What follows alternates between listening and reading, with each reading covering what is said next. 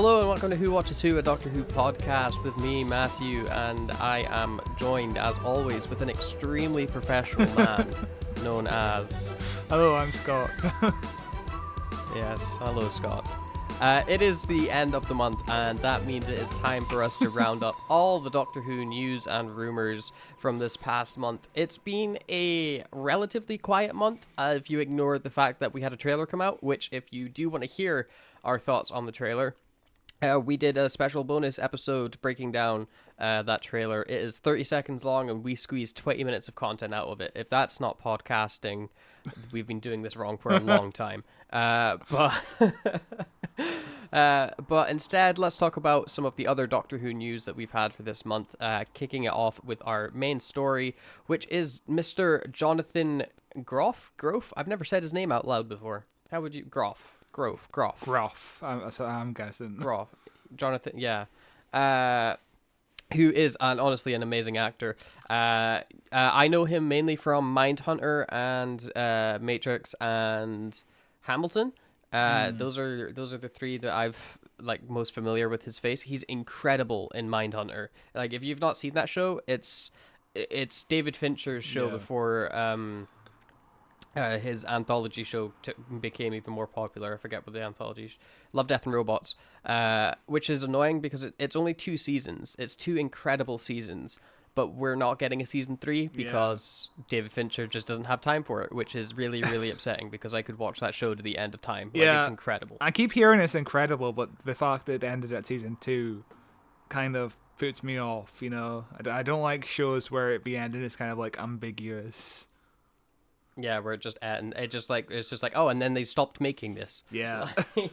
Never great. But I still think it's worth watching just from the performances alone, especially in season 2, because the whole idea behind the show is it's the FBI figuring out what a serial killer is and classifying that as an actual term.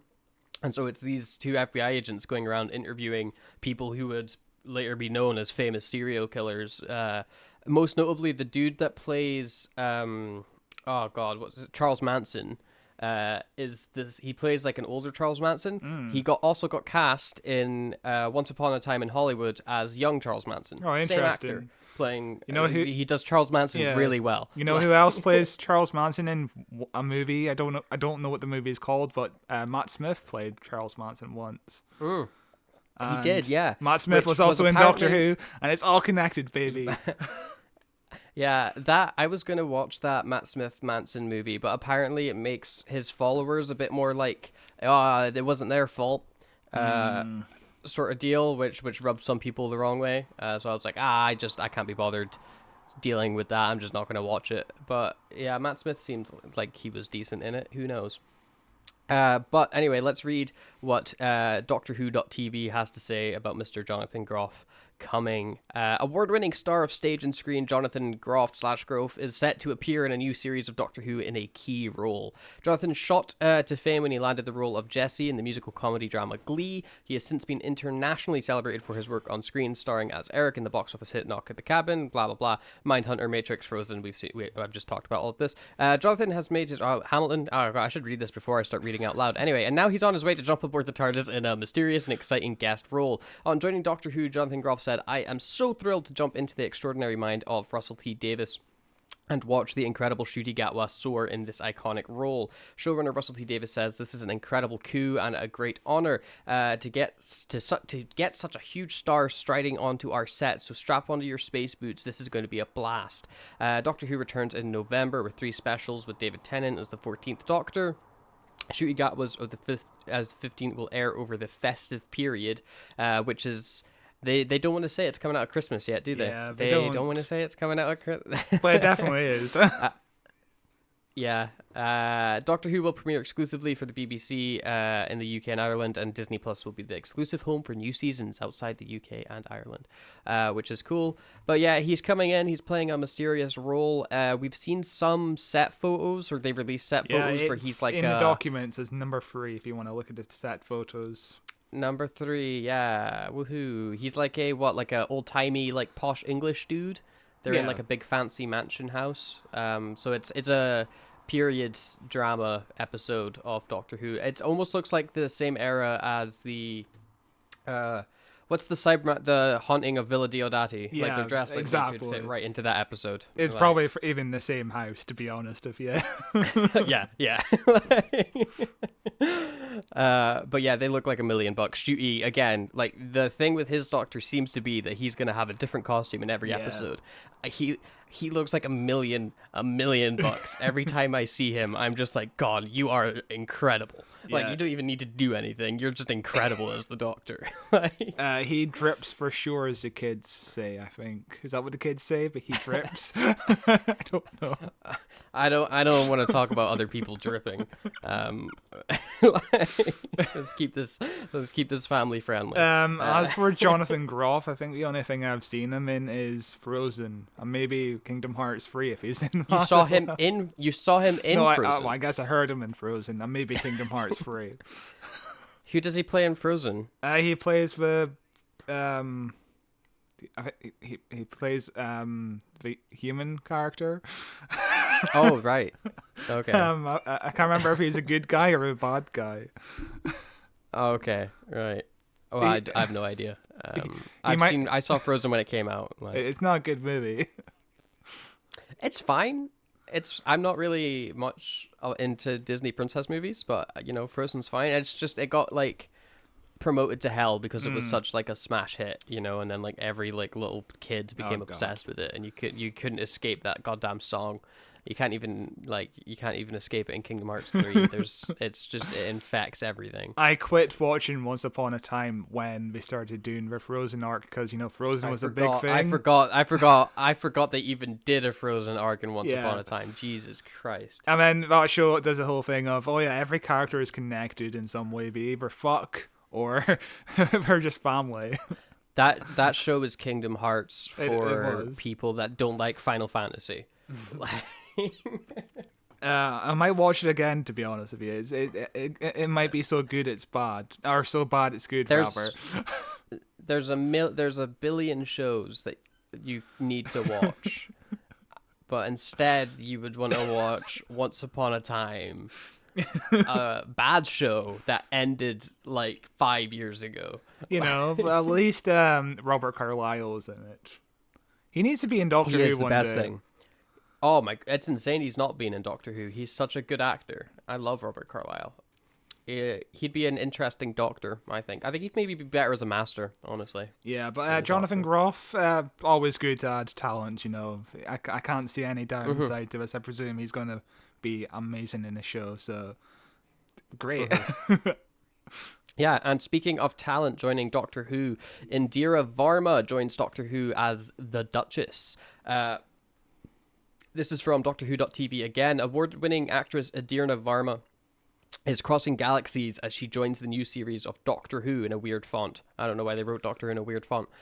First entering the world of Doctor Who is Susie Costello in Russell T Davies' spin-off series Torchwood. Indira now steps aboard the TARDIS in her new mysterious role as the Duchess. So right off the bat, they're like, this is a different character, please, okay? Like, this is a different character. Indira has made her mark on screen from her recent role as Ingrid in the thriller series Obsession, never heard of it, to shining performances as Alaria Shand in the multi-award winning Game of Thrones, which is where I'm the most familiar with her. She now joins Doctor Who from across the galaxy after recently starring in Disney Plus's record-breaking Star Wars series Obi-Wan Kenobi. I bet you Disney Plus made them say that it was record-breaking. Because Doctor Who's got this deal with Disney now, so they're like friends. So they're like, if you want to mention in the press release that Obi-Wan Kenobi was a record-breaking show. I don't know what records it would have broken. I guess maybe the most viewers opening episode, I presume. Maybe. I do vaguely remember it breaking records. That news article coming out in the first weekend. But the thing is, with Disney Plus originals, every original seems to be breaking records. I don't know who she played in Obi-Wan. I don't remember that show too well. I don't really remember who she played in Obi-Wan either, but it's interesting that every show seems to be breaking records on Disney Plus when they just lost 5 million subscribers or something like that.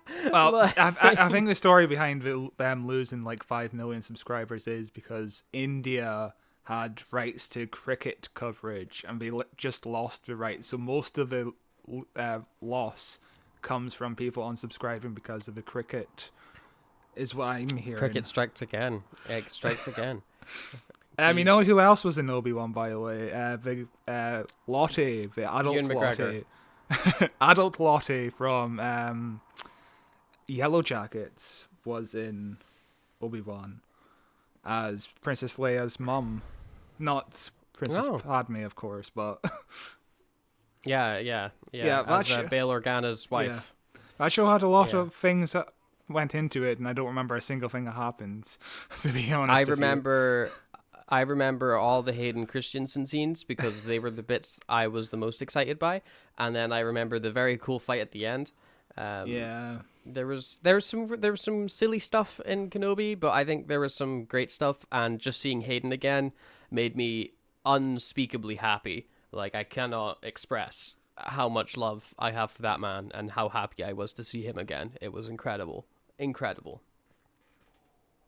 Fair. But anyway, let's stop sucking Disney's dick and start talking about what Adirna Varma thought about joining Doctor Who. She said, "I'm thrilled to be in Doctor Who and particularly excited to be crossing cosmic paths with Ncuti as the Doctor and look forward to creating interplanetary mischief with him. I loved playing Susie Costello for Russell T Davies in Torchwood. So I am thrilled to be entering this world again." Showrunner Russell T Davies said, "I am overjoyed to be reunited with Adirna after our Torchwood days, and this part is truly spectacular. A whole new audience will be hiding behind the settee when the Duchess unleashes her terror." Doctor Who return, and then it's just the same Doctor Who returning in November thing. But yeah, cool. I like these cast details that we're getting. It's going to be like a year before we see any of them actually on screen. But it's cool that we're getting them now. That's fun. Yeah. You know? So the Duchess, my only thought is she must be a Time Lord of some sort, right? That's my only theory at the moment. Maybe, but I mean the Time Lords are dead. Again, but maybe we'll be back. And so soon. Russell T Davies famously doesn't like Time Lords. You know, I don't know if he's going to be in such a rush to bring them back into the canon. I mean, you could just say, "Oh yeah, the Duchess somehow survived. Somehow got out of Gallifrey before it got destroyed for the second or third time, whatever. How many times it's been destroyed now?" But I mean, but also if you're going to do a female, like, Time Lord villain, why not just have it be Missy or a new version of the Master again? I'm getting so tired of the Master. You know, when you need a Time Lord, it's always the Master. Why not a new Time Lord? You know? Why not? Because, like, they just fill the same slot, and you've already got a pre-established character that makes fans excited. Yeah, but maybe. But yeah, it would be cool if she's a Time Lord. I would find that exciting. I don't know if I buy that she's a Time Lord. I think she's probably just like some lady that's in charge of some planet, and she's like, I'm evil in a vague way. But the only role I know her from is Torchwood, and she is great in her 2 episodes of Torchwood. Immediately after this got announced, Big Finish of course did a Susie sale, putting all the Susie Torchwood box sets on sale, which is, I'm not shocked. They always have a sale going on. They always, every day there's a sale, and it's like, oh, watch out, you'll never see a deal like this again. It's like, I see this deal every single day. Do you want to take this next story? Do you want to? There's more photos of Millie Gibson in her Victoria era dress, which looks very lovely. Yeah, she does. She looks great. I'm excited to see her as a companion. You know, I don't know anything about her work, but she seems to have a fun vibe with Ncuti. Sorry, there was somebody replied to the picture of her in a dress with a picture of Bill just saying "woman."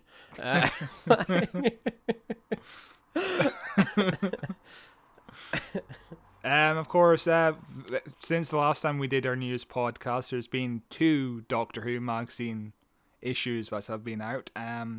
For issue 590, we get some very interesting information from Russell T Davis's letter page. Russell T Davis says we plan to go to San Diego Comic-Con, which would be a big thing for the show. I don't think we've been there since series 11. Am I right? I have no idea. I stopped paying attention to San Diego Comic-Con many, many years ago. I don't blame you, to be honest.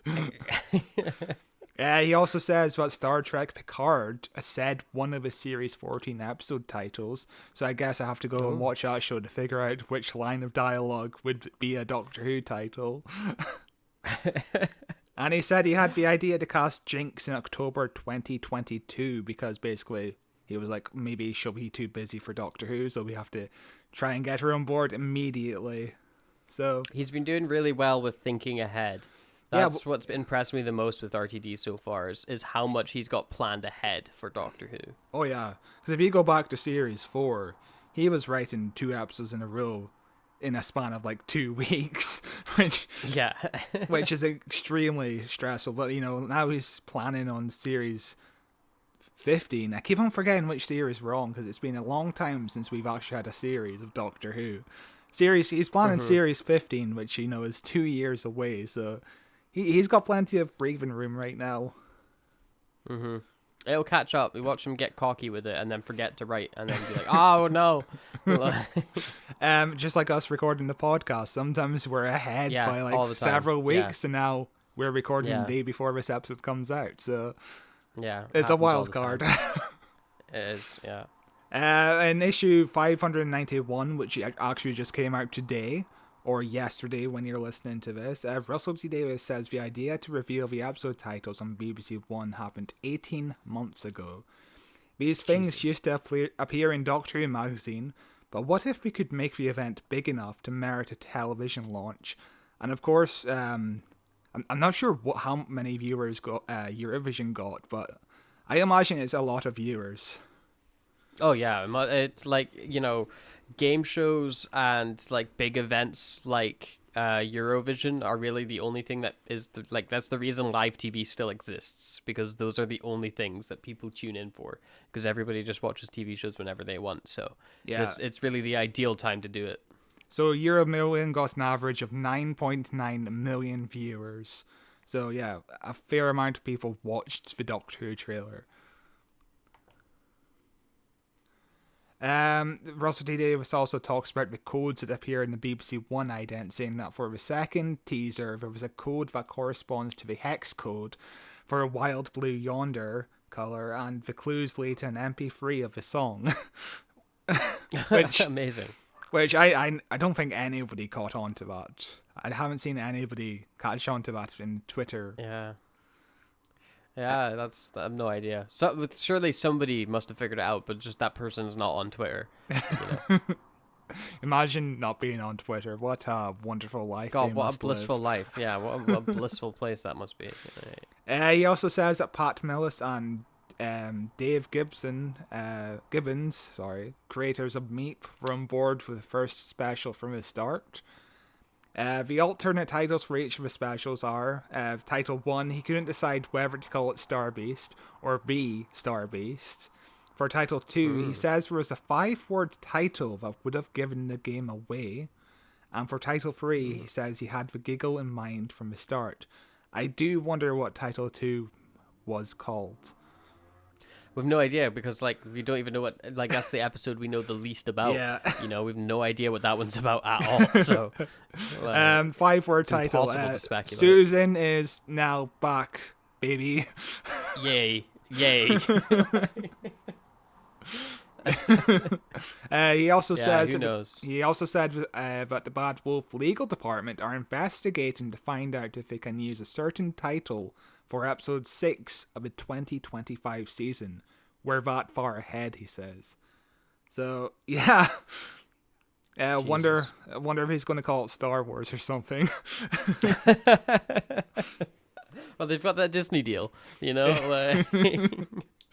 Anything you want to deep dive into? No, I mean, it's pretty all straightforward. It's just nice, again, it's just really nice to see Russell T Davis's like creative process coming back to the show, and like what's his ideas going into it, and how he's titling something. I like the him mentioning how he titles something, because it's I do a lot of writing, and titles either come to you instantly or they don't come to you at all, and you're like, I have no idea what to call this. Yeah, I think he said. Uh, I think he also said something about titling another season 15 or 14 episode where he's like, "We've gone through like 4 titles. I can't make up my mind." yeah.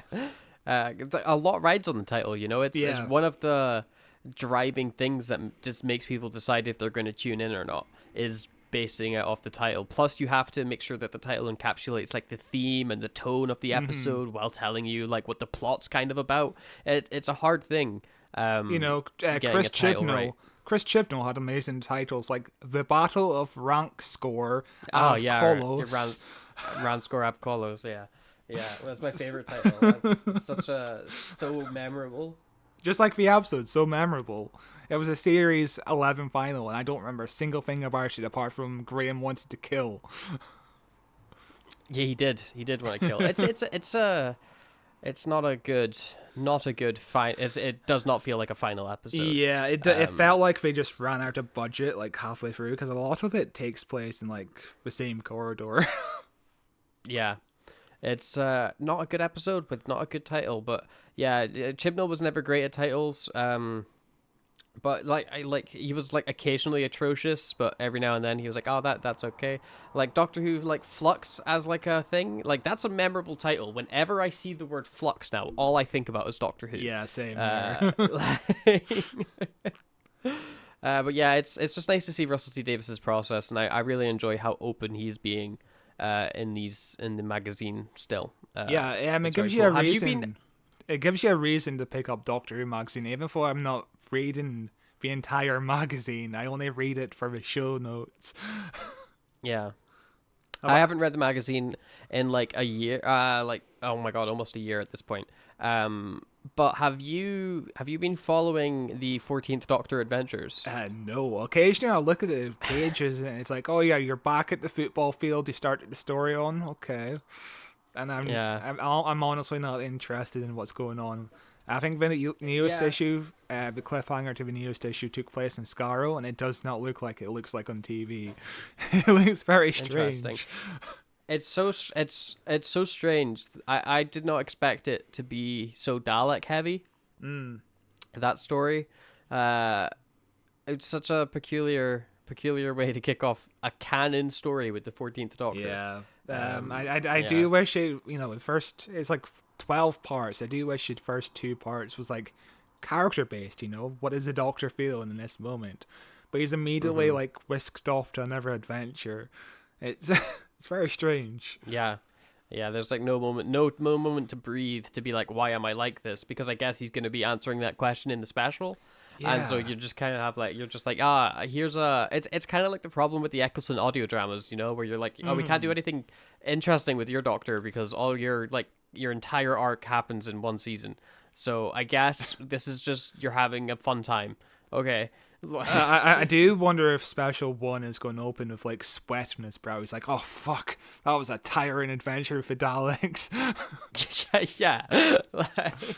Like, is it going to be a dress, or is it just going to be a very strange thing where it feels like this first special takes place immediately after regeneration?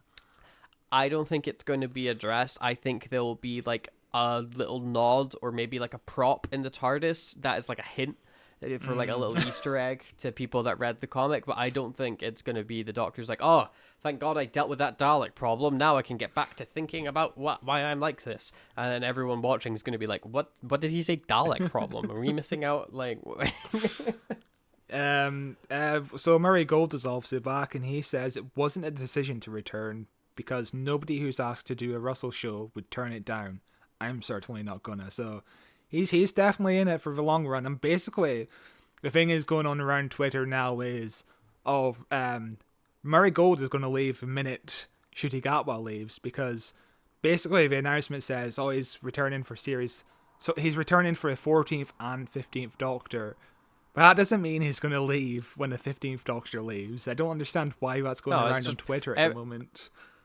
why does anything go around on Twitter? Because somebody is stupid and everybody on that site is stupid. But like, it's pointless to speculate what someone's work contract is like. I imagine he's maybe contracted for these first like few seasons, and then they'll have a review and decide if he's going to keep his contract on. And like it's a job. It's his livelihood. Yeah. Like, People are also like, saying he's not going to be locked into it for life. Yeah, people are also saying that Shuti is going to leave after 2 seasons. He's not said anything about how long he's going to stay on for. Just let him enjoy the role. If he's tired of it, he'll leave on his own accord. Just leave him be. Why are you making up rumors? It's very bizarre. People love to speculate and make stuff up. I don't really understand the appeal to it because it's so easy to prove that it's not true. Like, it's like that dude.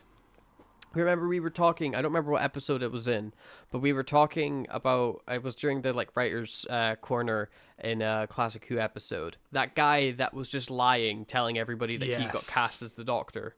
And it's like, why are you telling this lie when it's so easily disproved? Like anybody in the production, you just ask the showrunner and he said, no, you're lying. Yeah. So what was your end game here? Yeah, Matthew is talking about our research to our Dimensions in Time podcast, where I found out I was at Dimensions in Time. Yeah, like a stage actor in early 1991 kept going around saying, oh yeah, I'm the new 8th Doctor. I've already filmed 2 episodes with an American company.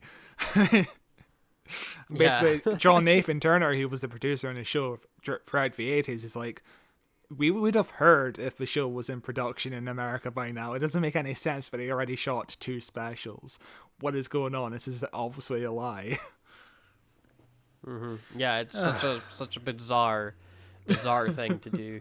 But yeah, Twitter's a lot like that guy. Yeah. But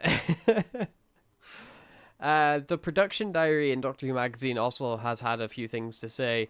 Scott Hancock says that the most expensive joke in Doctor Who history was filmed last April, which is interesting. I wonder what would be the most expensive joke in Doctor Who history. I don't know. Like, Doctor Who's not really Doctor Who's.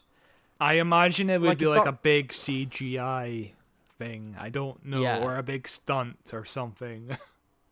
Yeah, like Doctor Who's not really like a ha-ha funny show, so they don't really film that many jokes. Yeah. Like, it's usually just like a quip or like a little sardonic line from somebody, so an expensive joke, it has to be something involving like an explosion or like an alien or something. Yeah. And Jinx, first day on set, teams her with an unexpected name from the Tom Baker era. And now I'm gonna throw a wild card here. That unexpected name is Tom Baker. Okay, so the thing is, people at Radio Times, actually, who are usually very reliable, changed this headline into unexpected Tom Baker actor is going to appear in this show, which doesn't make any sense because name doesn't mean actor. It could just be like an organization that appeared in one classic Doctor Who episode, Mm-hmm. Like it's like saying, oh yeah, one unexpected David Tennant name popped up when it's just a Torchwood reference or something. Like it could be just Jinx saying, oh yeah, I just blew up Torchwood base or something. They're just including Tom Baker for the SEO so people will click on it type deal. But yeah, who knows? I bet it's Tom Baker. And he's not playing the Doctor or the Caretaker. He's a completely different role. And he's just like, in the Ghostbusters reboot when they brought back the original cast, but they were just like random people, like regular dudes. Right. That's what Tom Baker. He's gonna play like just a random dude, and you're not even gonna see him properly. He's gonna be like an extra in the background. I did laugh when Bill Murray got killed off in the Ghostbusters reboot. That was the only time I think I laughed during the movie. It's not a bad movie. Like. I laughed at all the stuff that Chris Hemsworth did. Yes, Chris Hemsworth and his saxophone. He was so dumb in that movie, and I'm a sucker for an idiot in a movie, especially when it goes to absurd lengths of idiocy. Like, you know, he's like wearing glasses without like lenses in them and stuff like that. Like it's it tickles me, and he made me laugh throughout that entire movie. But yeah, it's not as bad as people say. It's just kind of bland. It's just kind of like whatever. But it's basically paint by numbers. It's the same Ghostbusters formula. It's already happened. But every Ghostbusters sequel is the same to the first one. Ghostbusters 1. Yeah. that new one I did not like because I forgot it was a comedy. Yeah, it's also too long, but it was like fine. I had fun with it, but it turned into Star Wars at the end. Yeah. Which was strange. But they're filming the sequel right now, so yay, whoopee. Yeah, that's supposed to be out in December, but we have not heard anything about it. It's very strange. Wow. I think it's gonna be delayed. You just hit your microphone. I did. Maybe a trailer in like at Comic-Con. I don't know when Comic-Con is, but we'll see. Like, It's usually in July, so perhaps. Yeah. Who cares at this point? Do you want to move into some expanded Doctor Who media? Hell yeah. Okay, we got more Doomsday details, which I keep wanting to call Doom's Coming because of Yellow Jackets. More information is today revealed for Doomsday, which happened today, so I'm glad we recorded this podcast last minute.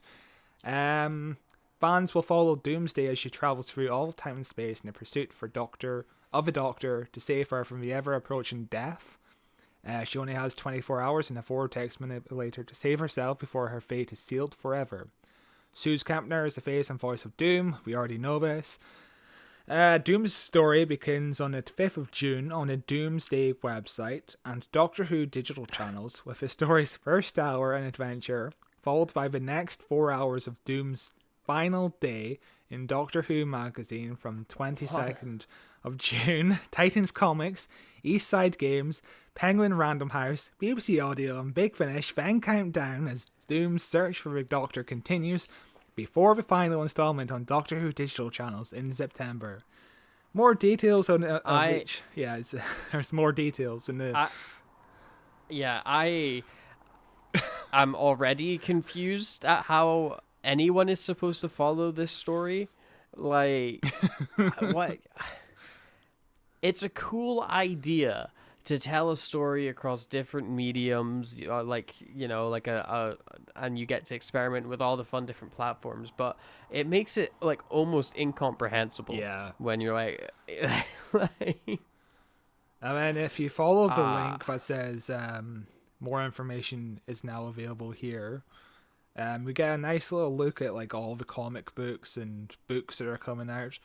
The first comic is called Target Selected, which I imagine will be part of Doctor Who magazine. I don't know. Yeah, it's part of Doctor Who magazine. It's out 22nd of June. It's hour 2, 3, 4, 5. So I think there's like a supplement with next issue's Doctor Who magazine, like a 20-page thing. And then there's a book with the Second Doctor, Ninth Doctor, and Slevine. Which is interesting, but I don't think the Second Doctor and Ninth Doctor will actually meet in the story.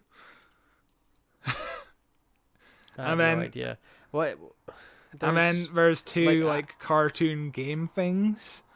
Yeah, I'm on the Doomsday website right now, which is just an extension of the Doctor Who website. And there's the comic, there's the book, there's the game, and the game looks like it was like a it's lost. It's a Lost in Time a Flash game. Like the mobile game. I was like, yeah. Like the Simpsons. What's their mobile game called? Simpsons Tapped Out. But I think this one's more like story based. I have no idea. But then there's like audio dramas and then comic book stuff as well, with Missy involved in the comic stuff. God, I don't know. It doesn't look like. Oh, I can play the game now. Can I play the game right now? Well, I mean, the game is out now, but it just takes me. It just takes me to the Play Store where it's like, download this mobile game. Ooh, 3.7 stars. That is not good for a mobile game. Yeah, the mobile game is very buggy. Your payments get lost. Your upgrades just don't happen. Awesome. Yeah, I've seen people playing the game, but they don't know what the game actually is. They don't know how to play the game, but they're like, I guess I'm having fun. I'll keep clicking things and collecting things, but I don't know what the end goal is. So it's, Yeah. yeah, Look, I downloaded it. I downloaded the game when it came out, opened the game, looked at just the UI, closed the game, and uninstalled it because I was like, this looks like a nightmare. I am not bothering to learn what any of this does. I hate mobile gaming the best times, but that was like ugly. Like, but yeah, I do like the cover for the comic book with Missy and Doomsday. It's a homage to a Batman comic where Joker is replaced by Missy, and that's supposed to be Batman in the center. yeah, it's fun. I do like the cover for the book. Seeing the second Doctor in Slovene is fun. I'm not really interested in what's going on here. I am not sold. I am not sold on the Doomsday story, the concept, or anything. It's just Time Lord Victorious, but I have even less interest in it. At least with Time Lord Victorious, the Doctor was the main character, so you know who you're with. Whereas I don't know anything about Doomsday. What kind of character is she? Yeah. I guess we got a glimpse of her. You gotta watch to find out. You gotta watch to find out. You gotta watch, read, listen, play to find out. That's what you gotta do. But yeah, if you're interested, on the 5th of June, we're getting a thing on the Doctor Who digital channel. I guess I'll watch that. And we're also getting a supplement with the Doctor Who magazine on the 22nd of June. I guess I'll read that. I look forward to hearing you tell me what it was like. So Doomsday, comment below if you're gonna read anything or listen to anything or watch anything or play anything from this. Yeah. Because we're stumped. I don't know who it's for. I don't know how successful it's gonna be. I'm not opposed to an idea of a multi-genre story like this, but it needs to be done in the correct way. And this just isn't it, Chief. No, yeah, it's not. But let's move away from Doomsday because it's making me sad into something for a little bit more heartwarming. Doctor Who comic strips from Radio Times get new continuation for charity. The unofficial Doctor Who annual 1997 will be creating awareness and helping to raise money for Refuge.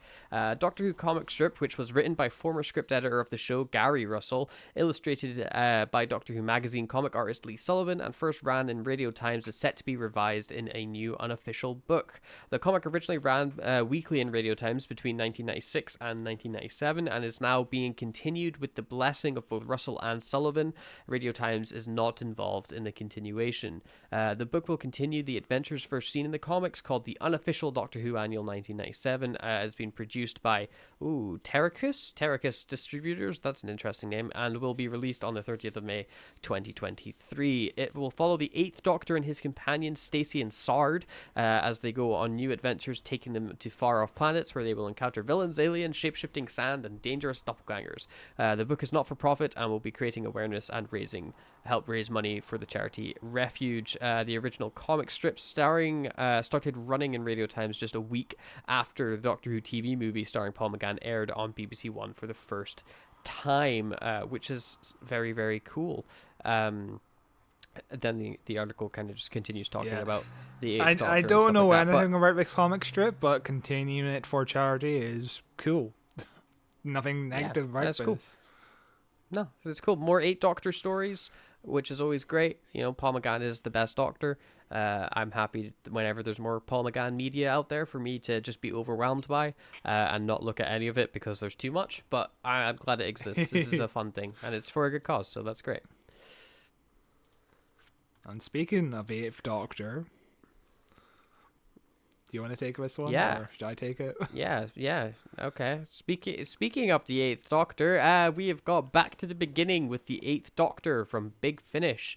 Their Eighth Doctor adventures, but probably not the ones you were expecting. Paul McGann returns in 5 new full cast audio dramas due for release in late 2023 from Big Finish Productions. Since January 2001, the Eighth Doctor has enjoyed an extended run of adventures on audio with a whole host of companions. Now the TARDIS takes us back in time to meet a new fellow traveller and an unexplored era of the Doctor's timeline. Jay Griffiths debuts as the noblewoman, Lady Audacity Montong, who is about to be propelled from Regency England into the far future and the war between the Cybermen and the Vogons. Producer David Richardson said, "We're exploring a different era of the Eighth Doctor adventures when he made a new friend. We're long before Lucy Miller, the Ravenous, Baker Street, and the Time War, and we've got the wonderful Jay Griffiths bringing Audacity to life brilliantly. Hang on, I hear you cry. Didn't Jay recently play Harioma Friend in Time War Cass? Shh, spoilers." So they're like, this isn't connected. This is a standalone adventure, but maybe it's connected. Ha ha ha ha.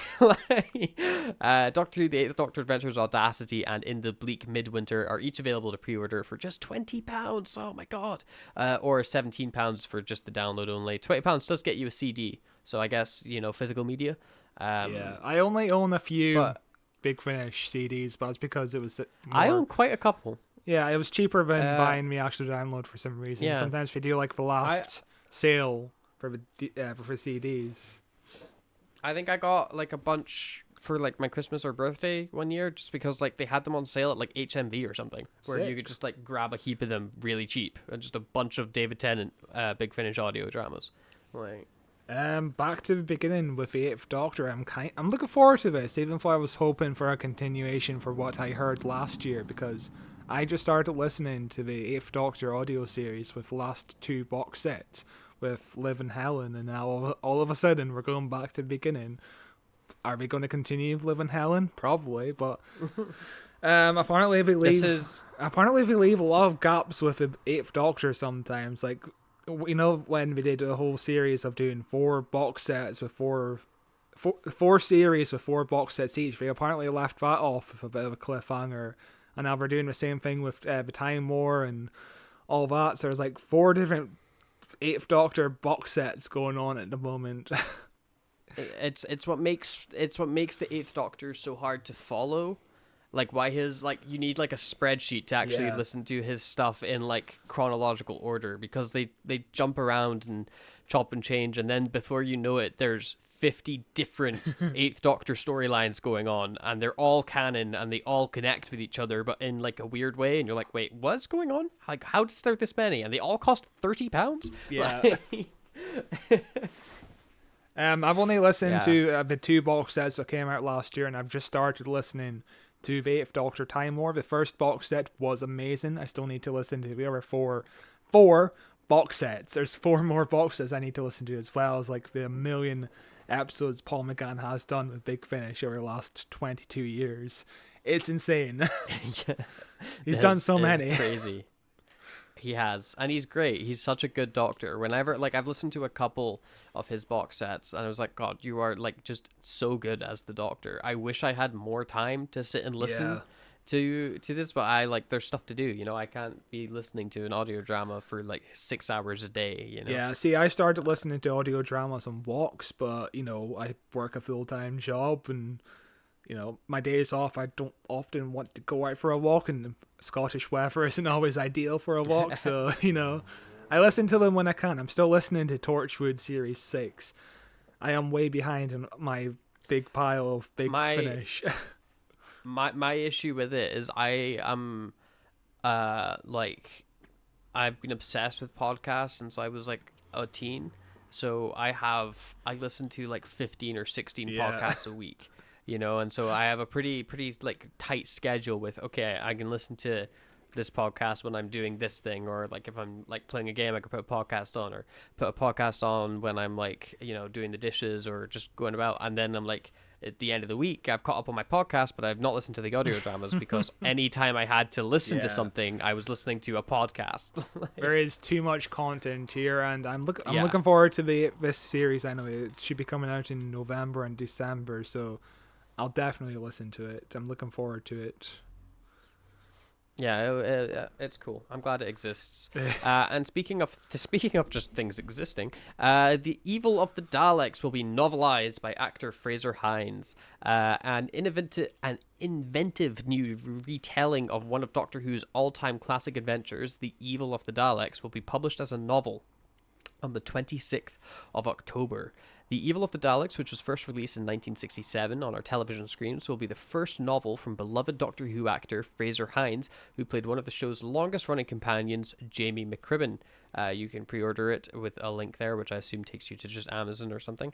It's a very nice cover. I really like the cover on this book, actually. Yeah. It's also interesting that Fraser Hines has Jamie as the centerpiece in the cover of this novel. I think Jamie is the point of view of the story, so it makes sense. Okay, yeah.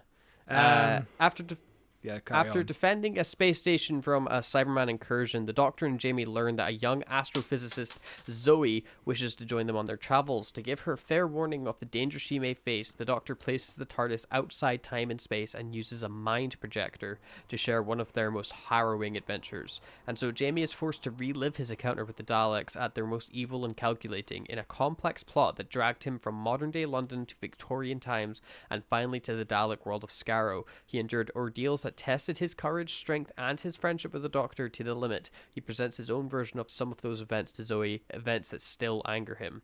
And while fact and fiction blur inside the TARDIS, a malevolent force watches from outside. Soon, Jamie finds himself lured from the safety of the ship into dangers that could end Zoe's travels before they begin, and all their lives as well. This is not a story that I'm familiar with in Classic Who. We've never covered it, at least as much as I remember. I presume... Yeah, it's a story that's completely missing. Oh, brilliant. I do believe it's animated, and it is on BritBox or ITVX. This whole framing device of taking the TARDIS outside the space-time continuum and force projecting the story into Zoe's mind is because between seasons 5 and 6 of the classic series, there was a 6-week gap, and a 6-week gap is a shock and horror for a Doctor Who fan to go through, because that's a really long time. Meanwhile, that's such a long time to wait. Yeah. Meanwhile, we're waiting like 2.5 years between series 13 and 14. So yeah. 6 weeks ain't nothing.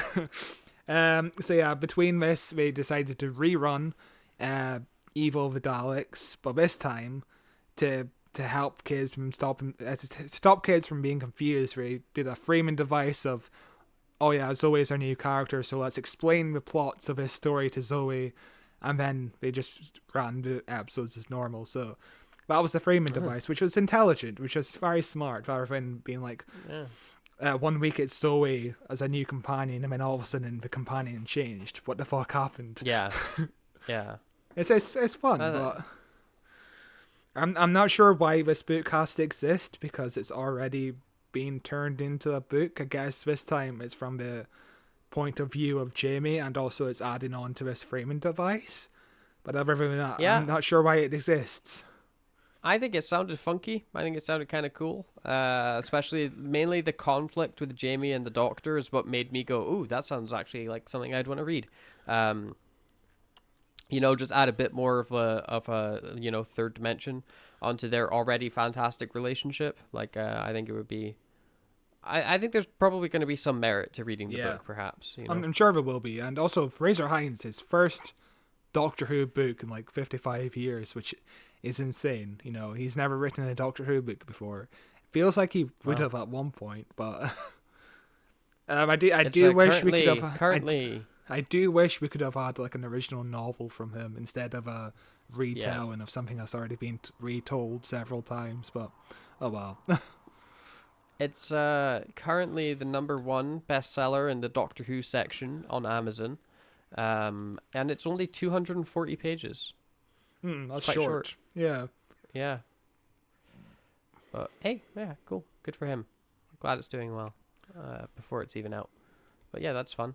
Anyway, as we approach now the closing era of this episode, let's take a look at what is coming out in June with Big Finish, shall we? Oh boy. I'll take You the wanna take- first one. Yeah, it's Yeah. Doctor Who: The Fourth Doctor Adventures, Series 12B, Angels and Demons. They're so good at titles. I love their titles at Big Finish. They're so good. The Doctor and his companions, Leela and Margaret, find themselves in deep trouble in the recent past, fighting a very local war in a world of stories and battling against statues that move.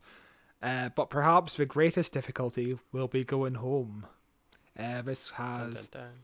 4 stories, which isn't bad for a £20 price. That's 8 episodes in total. That's not too bad. We have The Yeah. Wizards of Time by Roy Gill, which is 2 parts. The Friendly Invasion by Chris Chapman, 2 parts again. Stone Cold by Roland Moore, 4 parts. And The Ghost of Margaret by Tim Foley at 2 parts. This one has obviously Weeping Angels and demons, I guess. Yeah, I quite like the cover for this one. There's some nice diamond shapes across it. It's a very nice little Photoshop Yeah. job, and it looks very nice and clean. But it's one of a billion Tom Baker Big Finish exactly, episodes, isn't it? Like, The thing with Tom Baker is he held out until Big Finish for so long until his first Big Finish was in 2012. So yeah, that's quite recent in terms of Big Finish time. Big Finish has been around forever at this point. But it's been so long that after 10 years the stories have been kind of sluggish. Apparently, it's the same effect that happened to Christopher Eccleston's stories. Once we got past once we got through the first few box sets, it's just kind of samey. Apparently, it's kind of bland. So, yeah, but I'm glad he's still getting work. And apparently, remember, it was a good few months ago, Big Finish were we've recorded enough to last until 2030. God, with Tom Baker. this one was recorded in 2019, 4 years Oh ago. my god. Jesus Christ. But yeah, next up we've got Torchwood Among Us Part 2. Hey. I got it, Among Us. Or's on a mercy mission to a doomed city. Sergeant Andy is visiting an old flame in prison. Bill's Manger spends a night in the Torchwood hub. Mr. Colchester has to keep the most hated man in Britain alive for one more day. I know where you are now, and I know what I will do next. This is 4 stories again, with Propaganda by Ash Darby, At Her Majesty's Pleasure by Tim Foley, Cuckoo by Tim Foley, and Pariahs by James Goss. I don't think there's too much to say about this. It's a continuation of a story I've not listened to, but it's got the funny Mimi Among Us name, so yay, huzzah. I'm listening to Torchwood Series 6. I'm enjoying it quite a bit. It's not the same as TV Torchwood. I think this Torchwood is more mature. And yeah, this one has Yanto Jones back from the dead. He's actually from a parallel universe, same as Of course. Yvonne Hartman, who founded Torchwood 1. She's back from a parallel universe. She's been back since series 5, I think. So, and also she's dating Andy Davidson, the policeman. So that's a fun storyline that's going on in series 6 at the moment. Billis Manger is back in this box set. I think it's the final appearance of him because the actor just sadly passed away recently. So yeah, I imagine this is quite good. I'm not sure if Gwen is in this box set at all, because she was on the front cover of part 1 of the first box set, but she was only in 1 episode, so I imagine she's not in this series much again, which is quite sad. Yeah. Because she only shows up sporadically during series 5. I think she's only in 2 episodes of series 6 and 1 episode of series 7, which is really sad because I really like the Gwen character. But Eve Miles was very busy with doing her Welsh drama, which shot in Wales. It was shot in the language Welsh and English at the same time. So Oh wow. Oh wow. Incredibly busy. We're basically shooting like 2 TV shows for the price of one, basically. Yeah. Yeah. That must be exhausting. Jesus. But yeah, I hear good things about Tortured Among Us, so long may it continue. Yes. Sus. We also have the Fourth Doctor adventure. Another Fourth Doctor adventure. Oh boy, yeah, this is the Ark. A space station orbiting Earth has lain dormant for 8,476 years. Its systems are clogged with dust, so the human crew kept frozen in cryogenic storage have never woken up. When the Doctor, Sarah, and Harry arrive to resuscitate the sleepers, they discover something else on board. A small golf ball-like object gives Harry an electric shock and has a more sinister impact on the awakening crew. Soon the Doctor and his friends are battling to save the space station and Earth from a ravenous puffball. This is already a story. This is them doing their lost stories again. Oh, They right. just did it again with Genesis of the Daleks last month, which actually was released today, I think. And it's not been getting wow. good reviews. It's been getting really bad Yeah, reviews.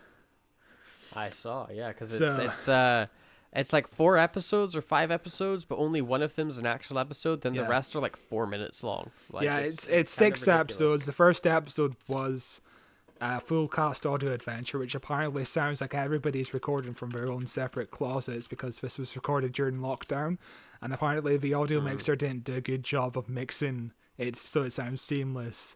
So room tones just all over the place apparently. So like Great, yeah, the brilliant. first one was done as a full cast with stage scripts by Nicholas Briggs, and then everything else is just like brief summaries.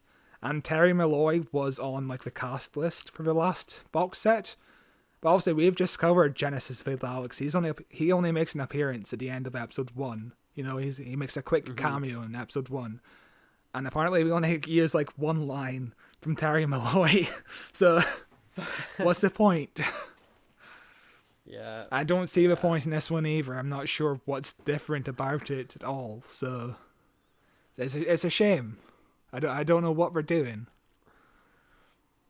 They're just pumping them out. It's just a factory at this point, they're just pumping them out as quick as they can with as many of them as they can. Flood the Yeah. market.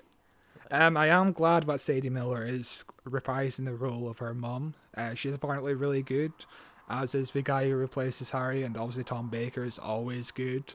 So I imagine there are some people listening to this who want to listen to this, but I'm not sold. It doesn't appeal to me either. But we've also got Doctor Who, the 7th Doctor Adventures Far From Home coming. Harry and Naomi are back on the TARDIS, traveling with a very different Doctor to the one they first met, and he has promised to get them home. The TARDIS takes them to Earth, but a dangerous era decades before their own. And when they visit the aftermath of a distant supernova, Harry is keener than ever to return to home comforts, but Naomi isn't so certain. This is just 2 stories with 3 parts each. The first story is called Operation Dusk by Alfie Shaw, and the second one is Naomi's Ark by Alison Winter. I am not familiar with this as a story or these characters either. The name Naomi sounds familiar to me as somebody that we might have met before. Harry Sullivan was, of course, the guy we met in Genesis of the Daleks. He was a companion for 1 season. He was with the 4th Doctor. Naomi is an audio companion who was with the 4th Doctor for a bit. And now they're with the 7th Doctor ever since the last box set of the 7th Doctor.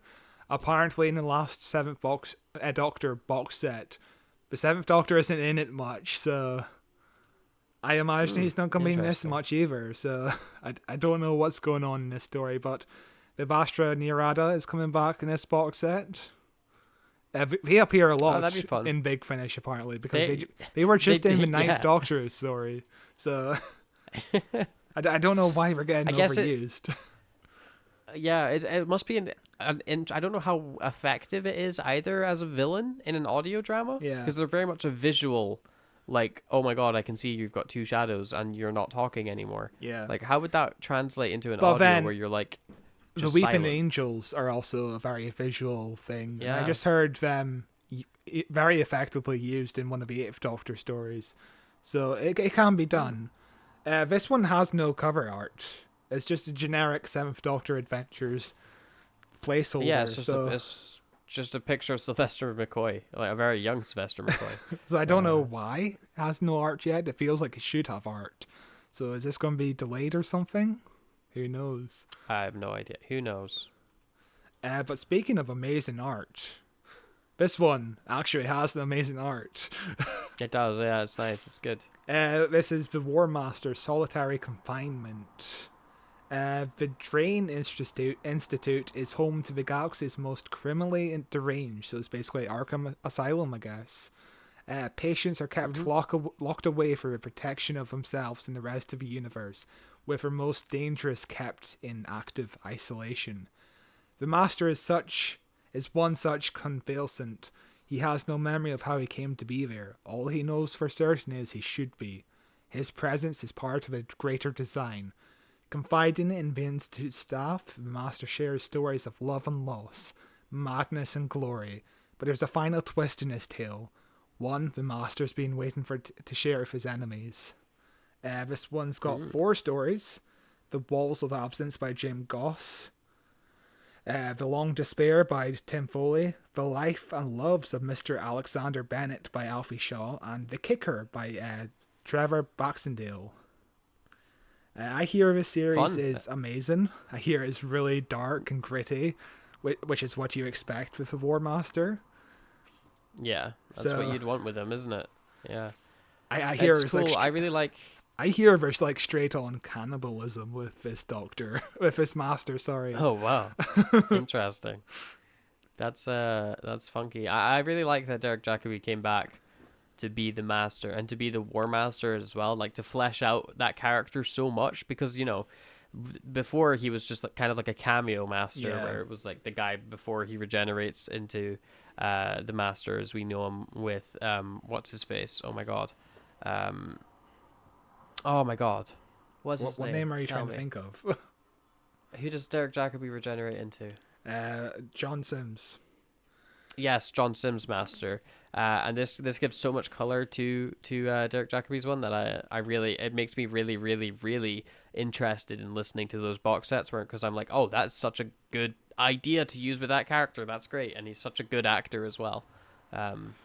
Yeah, good time. Nine box sets is a bit of a commitment, but I hear this is one of our strongest series at the moment, so I'll probably eventually get around to this. We've also got Doctor Who Once and Future, the artist at the end of time. This cover is a mess. It is.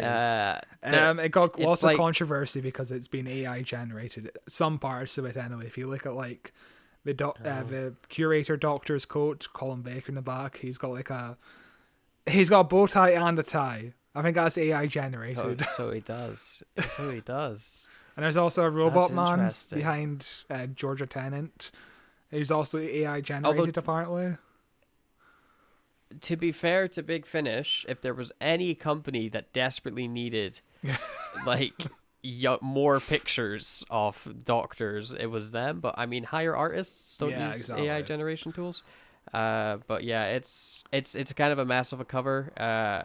Also, like the Doctor's daughter doesn't have legs. Yeah. She just gets cut off, and it's not even covered up by like the logo or anything. She just stops. Like she just stops existing from the waist. But also, apparently, people have been looking at her hands, and they've been AI generated as well, apparently.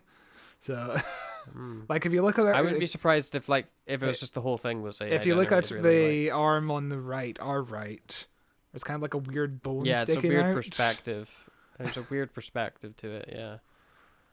It's a mess of a cover. Yeah, that's a mess of a cover. But let's see what this actual box set is about. Imagine if the audio's AI generated as well. Suffering the effects of degeneration, the Doctor heads towards the end of the universe in search of answers. Instead, he finds his daughter, Jenny, and an artist whose works appears to mark the end of every world they touch. The Doctor stabilizes into the fifth form to join forces with Jenny and the Curator to solve the mystery of the final gallery and the art it has collected. So this is obviously a continuation of the Once and Future story that's been going on for the past few months. Yeah. Which sounds funky. One. It sounds really... We Sounds really kind of mental, but we were going to cover the first one this month, but we both forgot about it, to be honest. yes. There is too many things. But next month we will try to cover the first 2 parts of this story as homework. Oh boy. Oh. Only 2 hours. We're gonna lose golden time because of this. We're gonna do our homework. But yeah, I prefer the actual special edition cover to this because it's way nicer. Yeah, the special edition cover doesn't feel AI generated, so can't it's complain. just way cleaner as well. Like there's way less noisy. It's way more to the point. Like, yeah, it's much nicer looking. and also of course the cover just uniting Peter Davison with his daughter is a great idea. That's gonna be fun to listen to. Yes. Yeah. That is pretty great. I do wonder if David Tennant is going to slip into a scene or two. That's going to be fun. Yeah, who knows? But that is all the box sets for Big Finish. So Scott, what's picking your fancy this coming month with Big Finish? I mean, with the Fourth Doctor adventure stuff, I'm not really interested. With the Torchwood stuff, I have to catch up on. I need to listen to like 3 box sets to catch up. Seventh Doctor, I'm not interested. The War Master, again, 8 box sets to catch up on this. So the only one I'm really interested in is Once and Future, the second part to the 60th anniversary. So, guys, it's gonna be Once and Future. Yeah, it's I don't know if I've like this coming month for Big Finish kind of feels like a letdown for me. Yeah. There's no stories that are really standing out to me as, oh, that sounds like a must listen. Like all of them kind of feel like, oh, what, this kind of sounds not great, or like this I'm not interested in this at all. Type deal. And even the Once and Future, like it sounds fun, but the cover is so off-putting. Yeah, like it is ugly. It is an ugly cover. Probably one of their worst ones I've ever seen. It's atrocious. But, I mean, there's a lot of Big Finish covers. There is, but this is up there for the ones that I've seen. This is up there. But yeah, it's just a bit of a meh month, June, for Big Finish. It seems, but what are you gonna do? Not every month can be a winner, I guess. Yeah. But I guess you got to let people catch up with the good stuff before you can start putting out more good stuff. There's so much stuff. It's Big Finish. You need to slow down, I think. Release like 1 box set a week or something, because sometimes we do 2 box sets a week, and it's like, really? There's too much. Yeah. It's so hard to. There's so much content. There's just so much crap. There's too many things.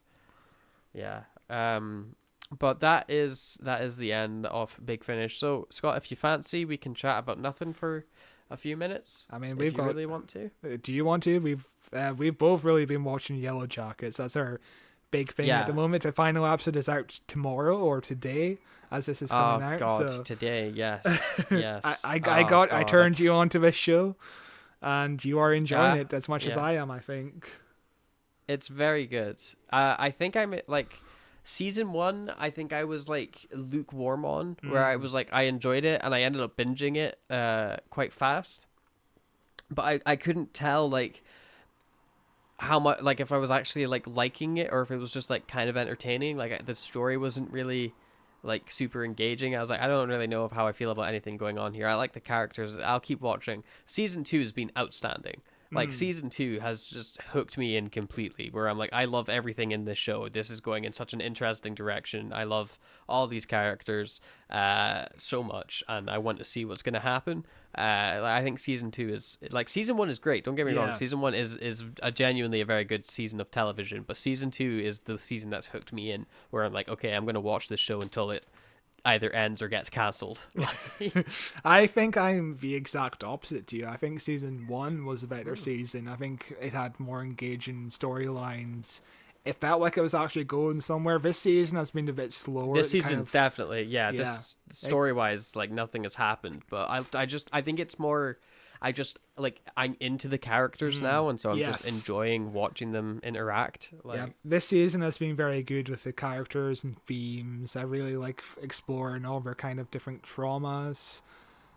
Great actors. Jesus Christ, every actor is just nailing it. Yeah, they're incredible. Little Elijah Wood, I love him.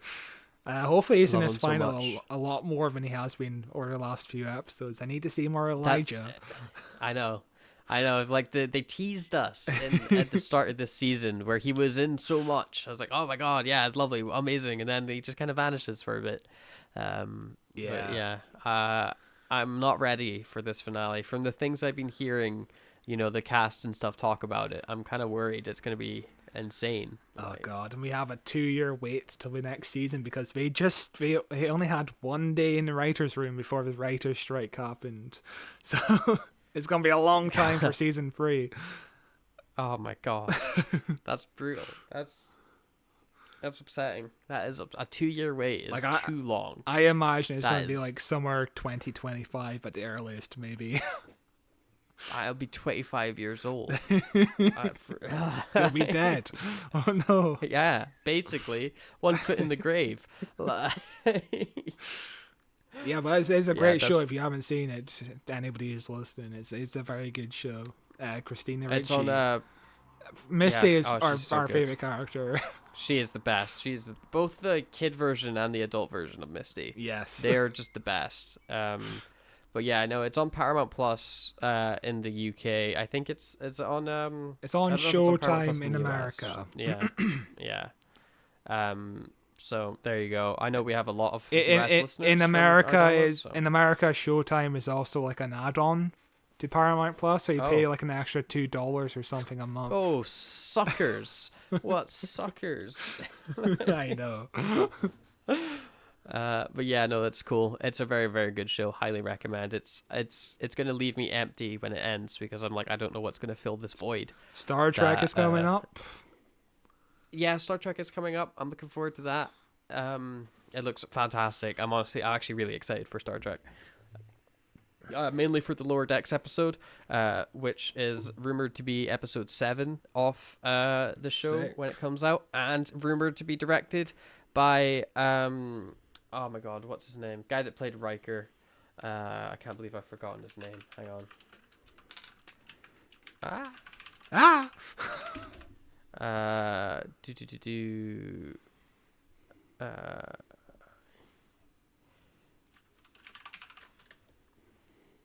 Jonathan Frakes, who is a very good director and directs a lot of Star Trek. So Nice. I'm really excited. Really excited. What you'll find with Star Trek is a lot of the cast end up going on to direct. I mean, yeah. A lot of Star Trek. like most of the movies were directed by William Shatner or Leonard Nimoy, weren't they? Yeah. And Jonathan Frakes ended up directing a lot of the next gen movies and a lot of the next gen episodes. And I just watched an episode of Deep Space Nine that was directed by LeVar Burton. Like, Doctor Who and Star Trek have one thing in common, where basically the stars of the show can also do stuff behind the scenes. Like, Fraser Hines can write a book if he wants to, or something like that. Yeah. Like William Shatner It's has written many Star Trek books. oh, so many. It's a like idea of, it's this series that's been going on for so long in a world that's so rich that the people that get involved in it end up loving it and wanting to continue existing and contributing to that world in a more greater capacity than just acting. Speaking of people coming back, imagine if like Karen Gillan came back to Doctor Who, but she directed an episode instead of starring in an that'd be cool. episode. That would be very cool. Or That'd be somebody cool. writing an episode. Like, that'd be fun. I'd like that. Yeah, that'd be cool. So many cool things. But yeah, no, Star Trek's great. Star Trek's so goddamn good. Yeah, I just watched episode 1 of Strange New Worlds. I enjoyed it. It's very piloty and nothing really much happens, but it does set a good tone for the show going ahead. So I'm into it. Strange New Worlds just gets better and better. It is so goddamn good. It's very much old school, semi-episodic, contained adventures with people sitting around talking. Yeah. Which is everything I want Star Trek to be. Yeah, the same thing about the Orville season 3 is very talky. There's less action. It's just very talky about philosophy and stuff like that, and Yeah, I like it. yeah, it's good. It's a good time. It's also super pretty. Yeah, it's a gorgeously shot show. Yeah. But yeah, I've not really been up to too much. Just watching stuff. I've been binging the hell out of BoJack Horseman. This is my second time watching it.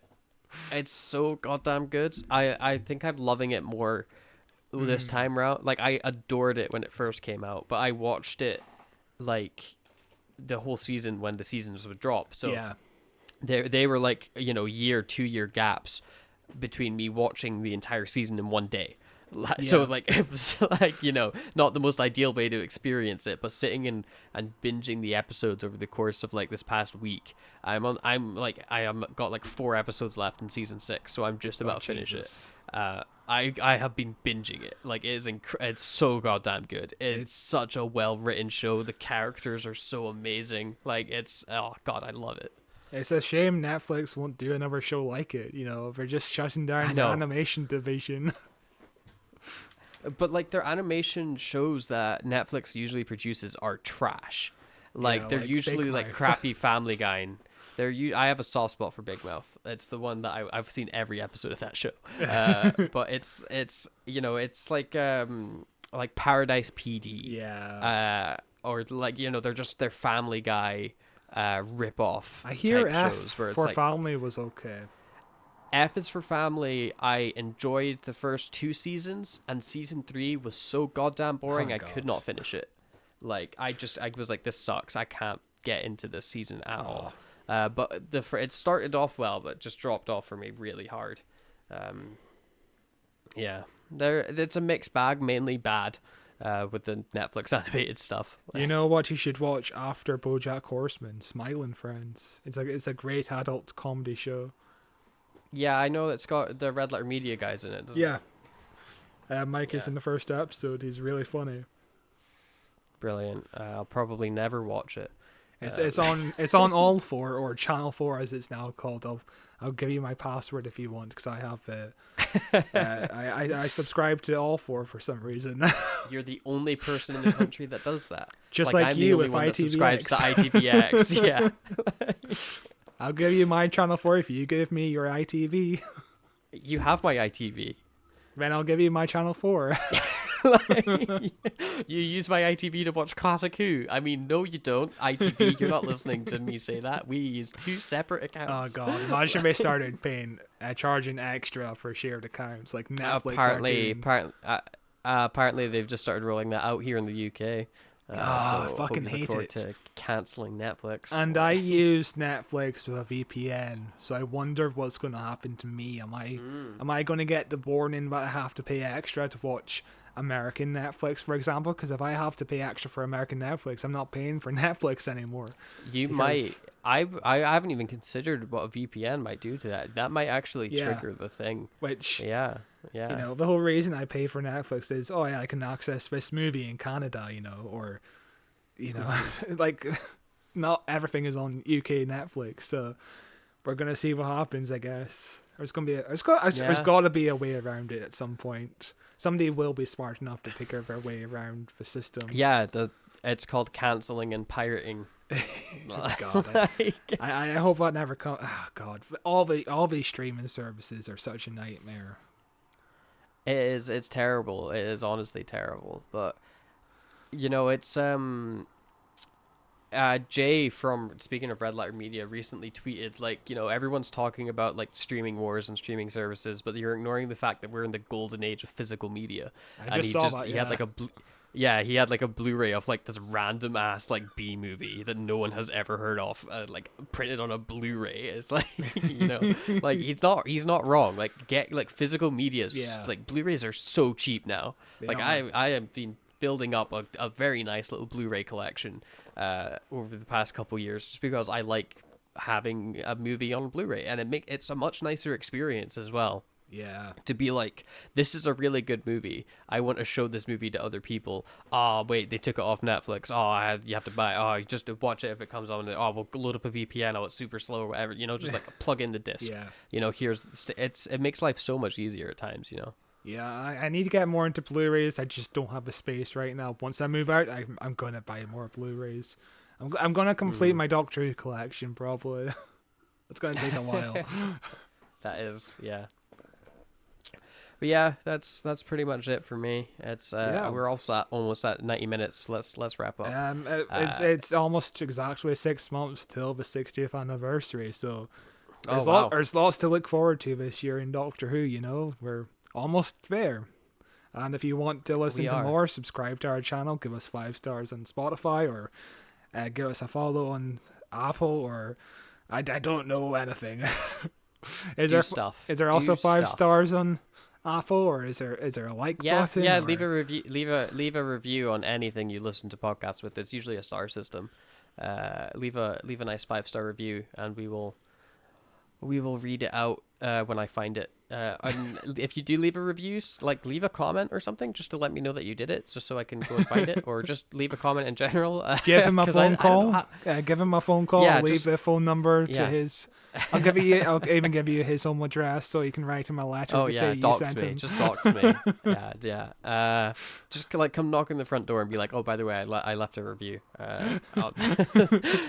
But yeah, you can find the podcast on Facebook, Who Watches Who, if you want to hit us up. It's also on Twitter, at Watches Doctor, which is kind of a gross thing. Although, apparently Facebook is going to be launching, I say Facebook, Meta is going to be launching a Twitter style app that's based off Instagram. Yeah, so it's just gonna import your Instagram profile over onto that, and it's gonna function like a combo between Twitter and Instagram, which to me genuinely sounds pretty alright. Like, as much as Meta is an awful company and nobody likes the Zuck, like Instagram is decent. I use Facebook, like they own WhatsApp, they own everything, and it would be a nicer alternative than Musk's Twitter. So I might sign up for it when it comes out. Like, who knows? But yeah, you can find us on Twitter for now at Watches Doctor. There's a bunch of links in the description for everything you need. Thank you very much for listening. We will be back next week as we begin our look into the 6th Doctor, Colin Baker, with a very special series of episodes, because it's not just Colin Baker that's there. We are also revisiting Patrick Troughton as we look at the 2 Doctors story throughout June, and that will be beginning next week with 2 Doctors Part 1 and Part 2. So look forward to that. Mainly Part 1, because this was the era of 45-minute episodes, the season of 45-minute episodes. So it's a genuine 3-parter. Do you know anything about the plot, apart from the little snippets I've given you? I know absolutely nothing. Absolutely zilch. So. You will be surprised, because it's unlike any other multi-Doctor story. It's very strange. Interesting. Okay, well, look forward to that coming out next week. Until then, bye. Bye-bye.